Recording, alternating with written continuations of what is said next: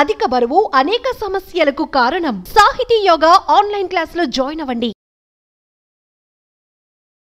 నమస్తే రమగారు. నమస్తే జయ.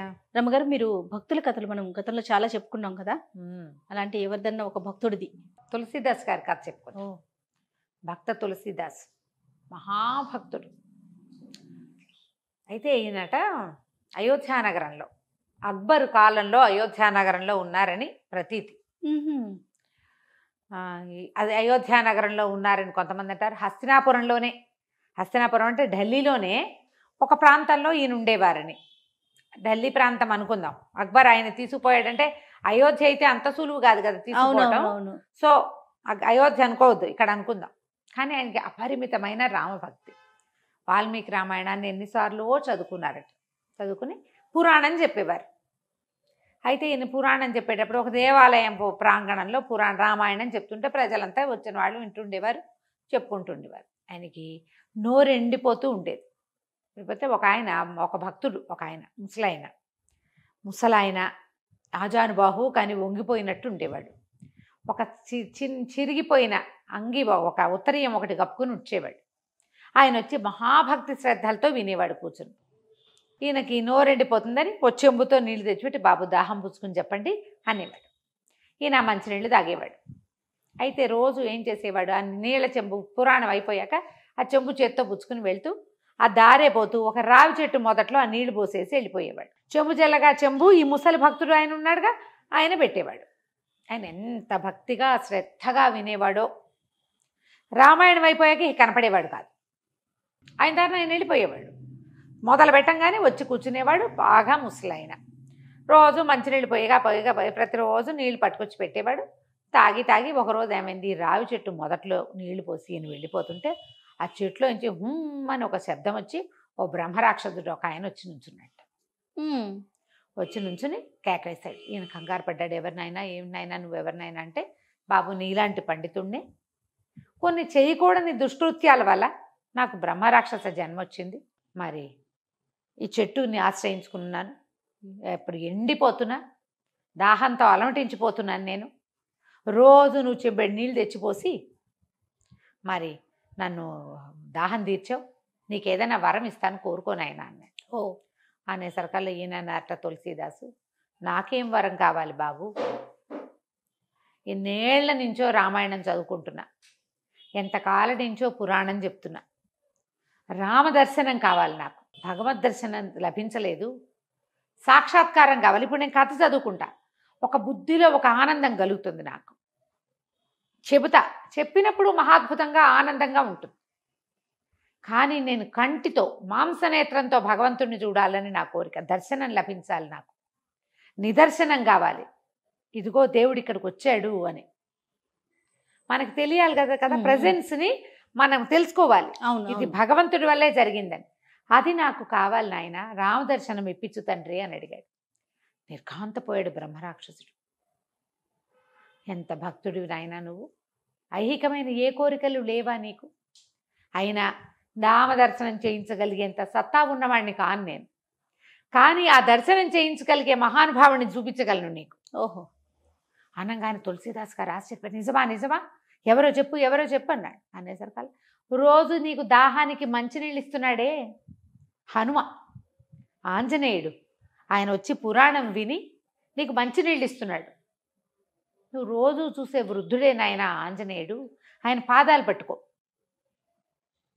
ఆయన నీకు రామదర్శనం చేస్తాడు. సాక్షాత్ భగవద్ దర్శనం చేయగలిగిన వాడు, భగవంతునితో కలిసి కొంత ప్రయాణం చేసినవాడు, ఆయన చిరంజీవిత్వాన్ని పొంది ఆయన నామస్మరణతోటే ఉండేవాడు.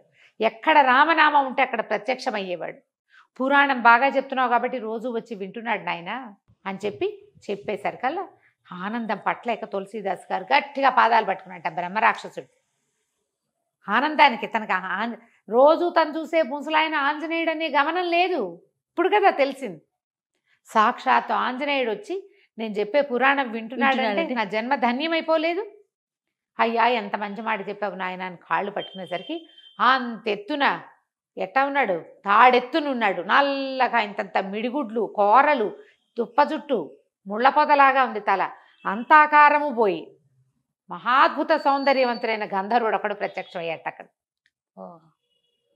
ఆయన చాలా సంతోషంతో, నాయన రామభక్తుడివైన నీ పాదాలు చేతులు తగిలేసరికి నాకు మా జీవితం మారిపోయింది, నా శాప విమోచనం అయిపోయింది. హనుమని ఆశ్రయించు, రామదర్శనం కావలసిన వాడు ఆంజనేయ స్వామిని పట్టుకోవాలి, ఆయన స్వయంగా నీ దగ్గరకు వస్తున్నాడని చెప్పాడు. పైగా మంచినీళ్ళు ఇస్తున్నాడు రోజు. చూడండి, ఆంజనేయ స్వామి చేతి నీళ్ల వల్లే ఈ రావి చెట్టుకి అలాంటిది వచ్చింది. ఆయన ఇస్తాడు నీళ్లు, ఈయన కాసిన దాగి చెంబులో మిగిలిన నీళ్ళు తీసుకెళ్ళి అక్కడ పోస్తున్నాడు. ఈయన భక్తి, ఆయన అనురక్తి రెండూ తోడైనాయి. ఆయన పరమప్రీతిగా రామాయణం పట్ల ప్రీతితోటి ఆయన ఇస్తున్నాడు నీళ్ళు. దాంతో సరే ఈయన ఏం చేశాడు, మర్నాడు మళ్ళా ఇది చేసేటప్పుడు, పురాణ శ్రవణం చేసేటప్పుడు ఆయన మంచినీళ్ళు తెచ్చిపెడితే ఆయన పట్ల పరమప్రీతిగా చేసి చూసుకుని ఇట్లా శ్రవణ అవ్వగానే పరిగెత్తుకుంటూ వెళ్ళి ఆయన కాళ్ళు పట్టుకున్నాడు.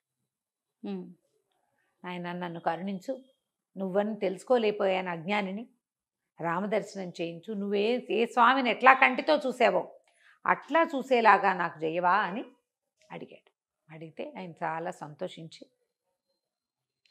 భగవంతుడు తప్పకుండా నీకు సాక్షాత్కరిస్తాడు అని చెప్పాడు. తనని హనుమాని గుర్తించినందుకు సంతోషపడి, నీ యొక్క భక్తే దీనికి తార్కాణము, అందుకని నువ్వు నన్ను తెలుసుకోగలిగావు, నీకు దర్శనమిస్తాడు స్వామి అని చెప్పాడు. చెప్తే ఆ రోజు రాత్రి ఈయన ఆనందంతో తేలిపోతూ వెళ్ళాడట ఇంటికి. రాత్రి అసలు నిద్రే పట్ల సంతోషంతో. ఒక తెల్లవారుజామున నిద్ర పట్టేసరికల్లా స్వప్నంలో సీతారామ లక్ష్మణులు కనిపించారు. నీకు నన్ను చూడాలనుంది కదా, అందుకే వచ్చానన్నాడు. కాసేపు పిచ్చాపాటి మాట్లాడారు. పురాణం బాగా చెప్తున్నావు, అది బాగా చేస్తున్నావు, అన్నీ మాట్లాడుకున్నారు. కులాసాగా కబుర్లు చెప్పుకున్నాడు స్వామితోటి. అక్కడి నుంచి సీతాదేవిని, మనం వచ్చిన విషయం చెప్పలేదు, మీరు చెప్పండి తులసీదాసుకి అని చెప్పిందట. సీతమ్మ వారి ప్రేరణతోటి రాముల వారు ఏం చెప్పారంటే, వాల్మీకి రామాయణం నువ్వు చదువుకున్నావు, ప్రజలు వాల్మీకి రామాయణాన్ని చదవలేరు, పురాణాన్ని వింటున్నారు, ప్రజలంతా చదువుకునేలాగా హిందీలో దేశ భాషలో రామాయణాన్ని రాయమని రాముల వారే స్వయంగా తులసీదాసుకి చెప్పారట. ఇది జరిగిందో లేదో తెలీదు, ఇది ఒక కథ. ఆయన అలాగేనని హిందీలో రామాయణాన్ని, రాముల వారి ఆజ్ఞ, సీతాదేవి స్వయంగా ప్రేరేపించి చెప్పించింది, రాయాల్సింది. మర్నాటి నుంచి ఆయన రామాయణం హిందీలో రాయడం మొదలుపెట్టారు. దేశ భాష, ఆ దేశపు భాష ఏంటి ఆ రోజుది, పూర్తి స్థాయి హిందీ కాదు, దాన్ని అవధి అంటారు, ఒక లోకల్ ఈ భాష అన్నమాట అది. దాంట్లో రాయటం మొదలుపెట్టారు. మనం హనుమాన్ చాలీసా వింటామా, అందులో చూడు ఎలా ఉంటాయి పదాలు, హిందీ లాగానే ఉంటుంది, హిందీ లాగా లేదు అనిపిస్తుంది. లోకల్ భాష అవధి అంటారు. ఓకే. ఆయన రామచరితమానస్, ఆయన రాసిన రామాయణాన్ని రామచరితమానస్ అంటారు. ఈ హిందీలో రాయటం మొదలుపెట్టారు. అక్కడి నుంచి ప్రజలు గగ్గోలెత్తిపోయారు, 2 భాగాలు అయిపోయారు. మహాద్భుతమైన రామాయణాన్ని అందిస్తున్నాడని సంతోషించే వాళ్ళు కొందరు, ఈ రామాయణాన్ని సంస్కృతంలో ఉండవలసింది వాల్మీకి రాసింది, ఈయనలా తన భాషలో రాసేసుకుంటాడు, అదట పనికి రాదనే వాళ్ళు ఇంకొంతమంది. నానా యుద్ధాలు జరిగినాయి. కానీ ఆయన మాన్ల. రాముడి ఆజ్ఞ, రామాజ్ఞ శిరోధార్యం, అది దాన్ని తీయడానికి వీల్లేదు. ఆయన రాస్తూ ఉండేవాడు. రాస్తుంటే ఒకనాడు ఆయన ఒక చిన్న ఆశ్రమం, కుటీరం లాంటిది నిర్మించుకుని రాసుకుంటున్నాడు. కొంత మటుకు రాశాక ఇంచుమించు కిష్కింధకాండ దాకా వచ్చారు. ఒక అమ్మాయి లోపలికి వచ్చి దండం పెడితే ఈయన అన్నాడు, అమ్మ దీర్ఘ సుమంగళి భవ, సమస్త సన్మంగళాని భవంతు, పుత్రపౌత్రాభివృద్ధిరస్తు అని దీవించాడు. దీవించేసరికల్ అమ్మాయి భోరుమని ఏడ్చింది. ఏం పుత్రపౌత్రాభివృద్ధి తండ్రి, నా భర్త మరణించాడు, మీరు గొప్పవారు, మీరు దర్శనం చేసి వెళ్తే అతనికి సద్గతులు లభిస్తాయని నమస్కారం చేయటానికి వచ్చాను అన్నది. అనగానే నిర్ఘాంతపోయాడట తులసీదాస్. అమ్మ రామాయణం రాస్తున్నాను, రామాజ్ఞ కాకుండా నేను ఒక్క వాక్యం కూడా మాట్లాడను, భగవంతుడు నిన్ను కరుణిస్తున్నాడు, నీ భర్తని ఇక్కడికి తీసుకురా అని చెప్తే అతని శవాన్ని లోపలికి తీసుకొచ్చారట. తీసుకొస్తే ఈయన ఆ రామాయణం రాస్తున్న చేతోటి కమండలంలో నుంచి కాసిన నీళ్లు తీసి అతని మీద చల్లి, రామాజ్ఞతోటి లేచి కూర్చొని ఆయన అని చెప్తే లేచి కూర్చున్నట్టు అతను. బా, చుట్టుపక్కల జనమంతా ఆశ్చర్యపోయారట. భార్యాభర్తలు సంతోషంగా ఈయనకి నమస్కరించి వెళ్ళిపోయారు. ఈ ఢిల్లీలో కొంత భాగం అంతా ఇది ప్రచారంలోకి వచ్చింది. ఇంతలో ఏమైంది, అక్బర్ పాదుషా వారికి విషయం తెలిసింది. తెలిసేసరికల్లా, ఏమిటో నువ్వు తమాషాలు చేస్తున్నావుట, మనుషుల్ని బతికించి కూర్చోబెడుతున్నావుట, చచ్చిపోయిన వాళ్ళని బతికిస్తున్నావు ఏమిటని ప్రశ్నించారు. ఆయన్ని సముఖానికి పిలిపించారు. పిలిపిస్తే ఈయన ఏమన్నాడు, అదేం లేదండి, అలా జరిగింది, శ్రీరామ సందర్శనం వల్ల ఇలా లభించింది. అంటే రామ దర్శనమా, రాముడు వస్తాడా అన్నాడు ఆయన. వస్తాడండి, తప్పకుండా వస్తాడు. ముందు రోజు రాత్రి ఆ రోజు చీకటి పడింది, ఇట్లా వచ్చింది ఒక అమ్మాయి, నేను రాముని ఆజ్ఞ వల్లే ఆ అమ్మాయికి దీర్ఘ సుమంగళిగా ఉండమని దీవించాను. ఇలా జరిగింది, రాముడే వాడిని బతికించాడు ఆ వ్యక్తిని.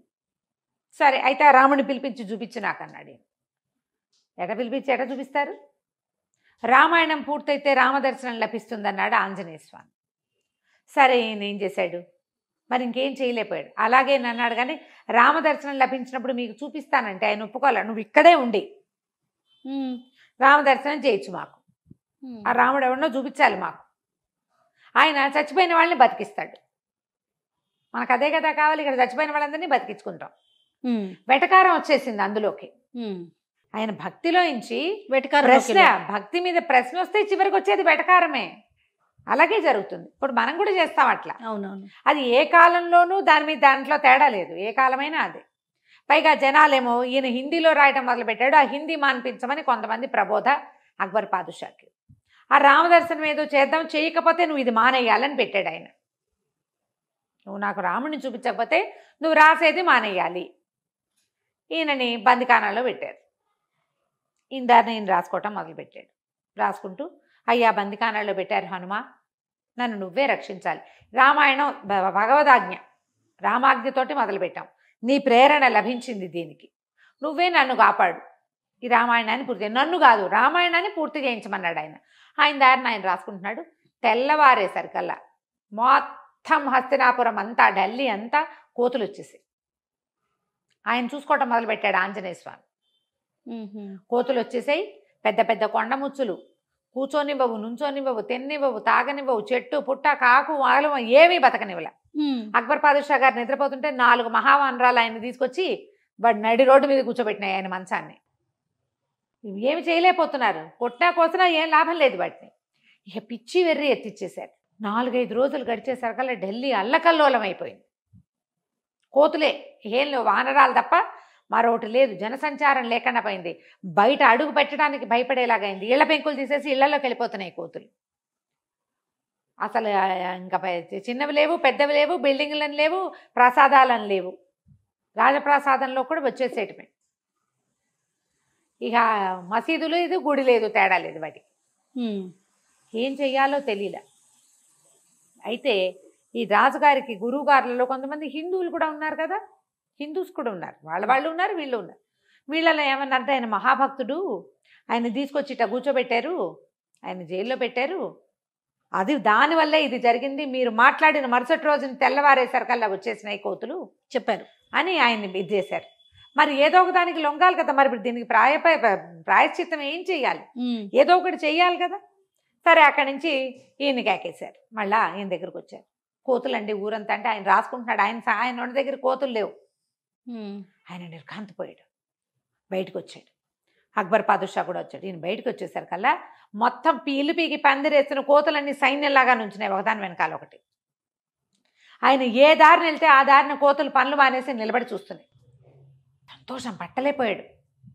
అందులో ఇంతవి అంతవి కాదు, పెద్ద పెద్దవి, చాలా పెద్దవి. ఈయన ఆనందంతో పులికించిపోయి, ఇదంతా వానర సైన్యం, రాముల వారి సేన. ఆయన అయోధ్యలో ఉన్నప్పటి సేన మనకు తెలీదు, రామాయణంలో అదేం పెద్దగా చెప్పరు.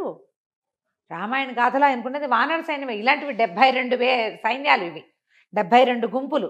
ఒక్క గుంపు వచ్చింది, మిగిలిన 71 వస్తే రామదర్శనం లభిస్తుంది. సైన్యం ముందొచ్చి ప్రభువు తర్వాత వస్తాడు అనగానే అక్బర్ పాదుషా గుండె పగిలిపోయింది. ఓ నాయన, ఒక్క సేన వస్తే ఇంత చచ్చాము, మిగిలిన 71 వస్తే మేమేమైపోతాం. దండం పెట్టేశారు. వద్దు వద్దు, మాకు రామదర్శనం వద్దు, ప్రభు దర్శనం కావాలన్నారు కదా. సైన్యం ముందొచ్చింది, ఒక గుంపు వచ్చింది, 72 గుంపులు అవి. ఓ గుంపు వచ్చింది, మిగిలిన గుంపులన్నీ వచ్చేస్తే స్వామివారు కూడా వచ్చేస్తాడు సీతా సమేతుడుగా, సీతా లక్ష్మణ సమేతుడుగా. ఇంకా విభీషణుడు, సుగ్రీవుడు, అంగదుడు, జాంబవంతుడు, ఆంజనేయుడు కూడా వస్తారు. పరివారం అలాగే కదా వస్తుంది. సైన్యం ముందొచ్చి ప్రభువు వెనకాల వస్తాడు. అనగానే ఆయన గుండెల్లో రాయబడి, నాకొద్దు, రామదర్శనమే వద్దు, వీళ్ళని పంపించేసి నువ్వేం రాసుకుంటావో అది రాసుకో అని దండం పెట్టేశాడు. పెట్టేస్తే ఇక అప్పుడు ఈయన ఆంజనేయుడిని ప్రార్థించగానే ఎక్కడి కోతులు అక్కడ మాయమైపోయినాయి. సూపర్. మొత్తం కోతులు మాయమైపోయినాయి. ఈయనని పూర్తిగా ఆయనకి చక్కగా కుటీరం అది ఏర్పరిచి ఆయన రామాయణాన్ని పూర్తి చేసేలాగా చేశారు. హిందీలో రాయబడిన మొట్టమొదటి రామాయణం తులసీదాస్ రామాయణం అనే చెప్తారు. ఇది ప్రత్యక్షంగా జరిగింది కథో ఏమైనా ఎగ్జాజరేషన్స్ ఉన్నాయో కానీ తొలి కాలపు చందమామ కథల్లో ఓ కథగా ఇది కనపడుతుంది. బా ఎంత బాగుందోనండి. భక్తి మనం ఇలాంటిది ఇది వరకు చూసాం. ఇలాంటి ఒక కథ ఏంటంటే రాముడి కథ చెప్పుకుంటూ పిల్లాడు అన్నం భోజనం పెట్టాడు రాముడు సీతా లక్ష్మణులు అందరికీ. ఇది కూడా అలాంటి కథే. భక్తులకి వాళ్ళ భగవద్ దర్శనము వాళ్ళు ఎప్పుడు ఎలా కావాలనుకుంటే అట్లా భగవంతుడు దర్శనమిస్తాడు. భక్తుల్ని ప్రశ్నించకూడదు అని చెప్పే కథల్లో ఇది ఒక కథ. అద్భుతం. ఎంత బాగుందో కదా. చాలా బాగుంది రమ్మగారు. నమస్తే. సుమన్ టీవీలో మీ పర్సనల్ అండ్ బిజినెస్ ప్రమోషన్స్ కోసం కింది నెంబర్కి కాంటాక్ట్ చేయండి.